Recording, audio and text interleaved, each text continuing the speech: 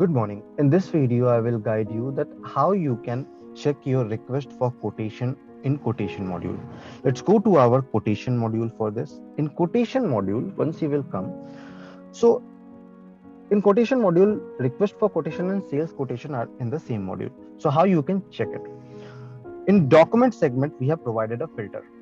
So once you will go on document segment, here you will see RFQ and SQ option. So the data will get displayed according to your filter. So I will select this request for quotation, and this particular request for quotation which I have created can be displayed. Creation status, you can select it according to your requirement. So is it sent, received, or draft? If the request for quotation is in draft, it will be get displayed here. Conversion status, you can check it's open for bidding, closed for bidding, or cancelled. So this is how you can search for your request for quotation. I hope it helped you out. Have a good day ahead.